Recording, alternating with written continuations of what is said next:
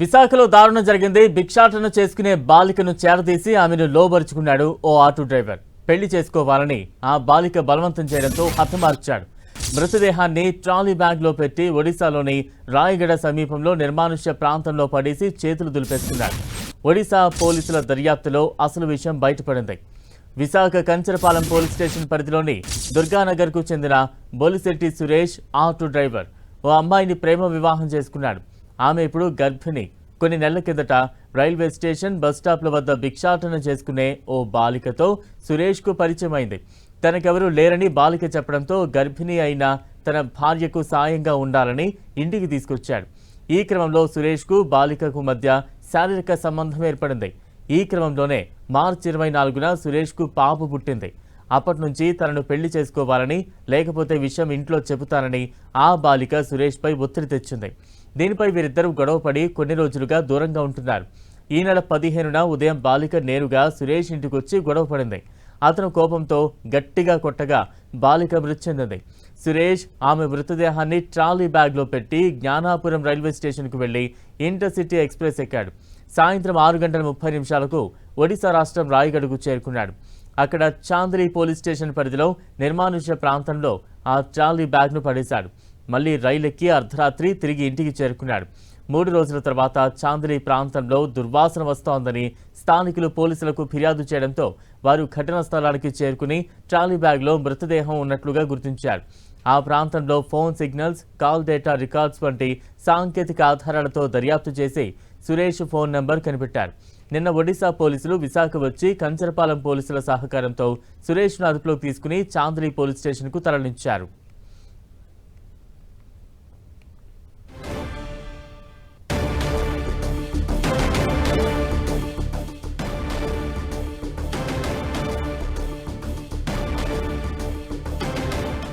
ఇక విశాఖలో దారుణ ఘటనకు సంబంధించి మరింత అప్డేట్స్ అందించేందుకు మా ప్రతినిధి విక్రమ్ సిద్ధంగా ఉన్నారు. విక్రమ్, విశాఖలో భిక్షాటన చేసుకొని జీవించే ఒక యువతిని ఒక ఆటో డ్రైవర్ ట్రాప్ చేసి ఆ తర్వాత శారీరకంగా అంత సంబంధం పెంచుకుని ఆ తర్వాత పెళ్లి చేసుకోమని బలవంతం చేసినందుకు ఏకంగా హత్య చేసినటువంటి ఉదంతం తాజాగా బయటపడింది. కంచరపాలెంలో ఆటో డ్రైవర్గా జీవనం సాగిస్తున్న సురేష్ అనే యువకునికి జ్ఞానాపురం రైల్వే స్టేషన్ సమీపంలో ఇటీవల సంధ్య అనే ఒక యువతి పరిచయం అయింది. ఆమె రోడ్డు పక్కన బస్టాప్ల వద్ద కూడా భిక్షాటన చేసుకుంటూ కూడా జీవిస్తూ ఉన్నట్టు స్థానికులు తెలిపారు. అయితే ఆమెను నెమ్మదిగా కూడా ఆటో డ్రైవర్ ట్రాక్ చేసి ఆమెను చేరదీసి తన ఇంటి వద్ద చక్కగా ఉండవచ్చు అని చెప్పి కూడా ఆమెకు మాయమాటలు చెప్పి ఇంటికి తీసుకువెళ్లాడు. అదే సమయంలో ఏదైతే ఆటో డ్రైవర్ సురేష్ ఉన్నాడో ఆయన తాలూకా భార్య గర్భిణిగా ఉన్న నేపథ్యంలో చేదోడు వాదోడుగా ఇంటి దగ్గర సహాయం చేయడానికి పనికొస్తుందని చెప్పి తీసుకెళ్లినట్టు భార్యకు ఈ సురేష్ చెప్పాడు. దీంతో కూడా కొద్ది రోజులు ఇంట్లోనే ఆమె ఉంది. ఈ నేపథ్యంలోనే ఏదైతే భార్యతో ఆటో డ్రైవర్ శారీరకంగా కూడా సంబంధం పెంచుకున్నాడు. ఈ నేపథ్యంలో ఏదైతే ఆటో డ్రైవర్ సురేష్ తాలూకా భార్య పుట్టింటికి వెళ్ళిందో ప్రెగ్నెన్సీకి సంబంధించి ఆ తర్వాత ఎవరూ లేని సమయంలో గత నెల 16వ తేదీన ఈ సురేష్ ఇంటికే సంజయ్ అనే ఈ యువతి వచ్చి తనను బలవంతంగా పెళ్లి చేసుకోవాలంటూ కూడా ఒకసారిగా కూడా నిలదీసింది. దీంతో సురేష్ గత్యంతరం లేక కోపద్రిక్తుడే సంజయ్ అనే యువతి మీద దాడికి పాల్పడ్డాడు. ఈ దాడిలో ఒకసారిగా కూడా స్పృహ కోల్పోయి అక్కడికక్కడే ఆ యువతి పడిపోయింది. ఈ సమయంలో కూడా సురేష్ ఆమెను చెక్ చేయడం జరిగింది. ఆ తర్వాత పూర్తిగా కూడా ఆమె ప్రాణాలు కోల్పోయినట్టు గుర్తించడంతో ఆమె తాలూకా మృతదేహాన్ని సూట్ కేసులో కుక్కి ఆ సూట్ కేసులో పాటు కూడా రాయగడ వరకు ప్రయాణం చేసి అక్కడ చాంద్రీ పోలీస్ స్టేషన్ వరుస పరిధిలో ఉంటుంది. అక్కడికి సూట్ కేసులో దర్జాగా రైల్లోనే తీసుకెళ్లి నిర్మానుష్యంగా ఉన్నటువంటి ఎవరూ లేని ప్రాంతంలో ఆ సూట్ కేసును వదిలిపెట్టి సురేష్ అదే రాత్రి మళ్లీ కూడా విశాఖపట్నం చేరుకున్నాడు.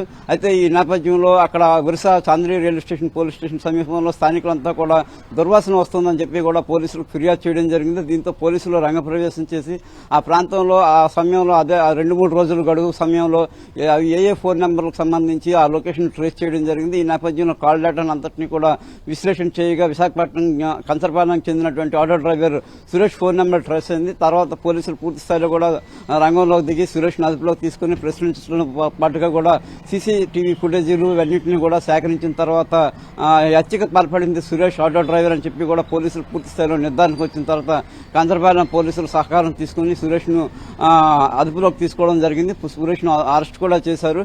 అయితే ఈ నేపథ్యంలో భిక్షాటన చేసుకునే ఈ సంధ్య అనే యువతి ఎక్కడి నుంచి వచ్చింది, ఆమె తాలూకా కుటుంబ నేపథ్యం ఏమిటి, ఏ పరిస్థితిలో ఉంది అనే దాని మీద కూడా పోలీసులు పూర్తి స్థాయిలో దర్యాప్తు చేస్తున్నారు. అంతేకాకుండా సురేష్ అనే ఆటో డ్రైవర్ పాత నేరస్తుడా లేదంటే పాత కేసులు ఏమైనా ఉన్నాయా, అతని తాలూకా జీవనశైలి ఇటువంటిది, చరిత్ర ఇటువంటిది అనే దానికి సంబంధించి కూడా పోలీసులు ప్రశ్నిస్తున్నారు. మరోవైపు సురేష్ భార్య ఏదైతే గర్భిణితో ఉంటే కూడా ఆడపిల్లకు ఇటీవల కాలంలో జన్మనివ్వడం జరిగింది.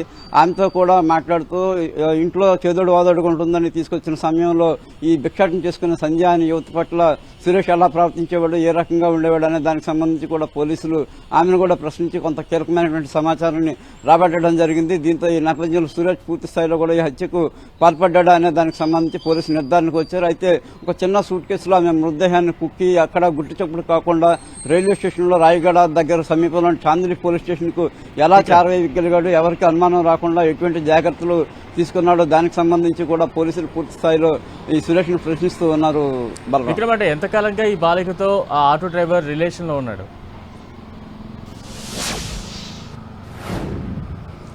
ఆటో డ్రైవర్ దీనికి సంబంధించి కూడా చాలా కొద్ది నెలల క్రితమే వీళ్ళిద్దరికీ కూడా జ్ఞానాపురం రైల్వే స్టేషన్ సమీపంలో ఎక్కువగా కూడా ఈ భిక్షాటన చేసుకునే అనాథులు ఎక్కువగా ఉంటూ ఉంటారు. ఈ నేపథ్యంలో భిక్షాటన చేసుకుంటున్న సమయంలోనే ఈ పరిచయం ఏర్పడింది. ఆటో డ్రైవర్ నిరంతరంగా కూడా అక్కడ తిరుగుతూ ఉంటాడు. ఆ నేపథ్యంలో పరిచయం అయిన నేపథ్యంలో ఆమెకు కొన్ని మాయమాటలు చెప్పి సహకరిస్తానని చెప్పి కూడా చెప్పేవాడు.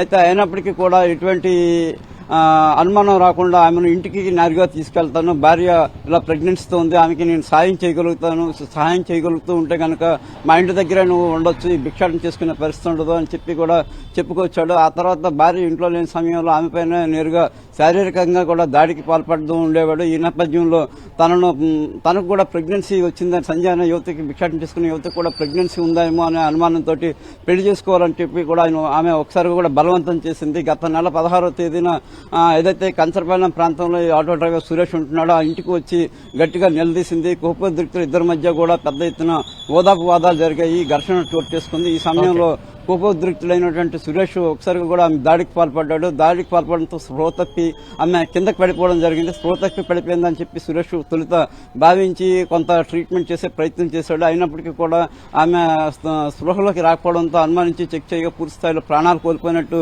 నిర్ధారించుకున్నాడు. ప్రాణాలు కోల్పోయినట్టు నిర్ధారించుకున్న తర్వాత ఒకసారి కూడా ఆగమేఘాల మీద సూట్ కేసును తీసుకువచ్చి అందులో ఈ మృతదేహాన్ని కుక్కడం, దాన్ని రైల్వే స్టేషన్ కు అడావిడిగా తీసుకెళ్లి అక్కడి నుంచి ఇక్కడ సమీప ప్రాంతంలో ఎక్కడైనా కనుక సూట్ కేసును పడేస్తే ఈజీగా ట్రేస్ చేసే అవకాశం ఉంటుంది. చుట్టుపక్కల పోలీసుల తాలూకా నిఘా అంతా కూడా ఎక్కువగా ఉన్న నేపథ్యంలో ఒక ప్రయాణికుడిలాగా రాయగడ ప్రాంతానికి చేరుకొని అక్కడ ఈ మృతదేహాన్ని తీసుకెళ్లి అక్కడ పడేశాడు. అక్కడ కాల్చివేయాలని చెప్పి కూడా ప్రయత్నం చేసినప్పటికీ కూడా పరిస్థితి అనుకూలంగా లేకపోవడంతో ఆ మృతదేహం ఉన్నటువంటి సూట్ కేసును అక్కడ పడేసి ఆటో డ్రైవర్ సురేష్ తిరిగి యథావిధిగా కూడా అక్కడ మరో ట్రైన్ పట్టుకుని అర్ధరాత్రి పూట విశాఖపట్నం చేరుకుని ఏమీ కానట్టు కూడా నటించాడు. అయితే ఈ వ్యవహారం అంతా జరిగి దాదాపు నెల రోజులు కావస్తుంది. గత నెల 16వ తేదీన ఆమె చనిపోయింది. అప్పటి నుంచి కూడా పోలీసులు ఈ కాల్ డేటా, దీని హత్యకు సంబంధించినటువంటి వివరాలు అన్ని కూడా ట్రేస్ చేయడానికి సంబంధించి కొంత సమయం పట్టింది. పూర్తి స్థాయిలో అన్ని ఆధారాలు తీసుకున్న తర్వాత పోలీసులు ఆటో డ్రైవర్ సురేష్ ను అదుపులోకి తీసుకుని స్థానికుల సహాయంతో పోలీసులు కంచరపాలెం పోలీసులను సమాచారం ఇచ్చి అరెస్ట్ చేయడం జరిగింది. Right, thank you.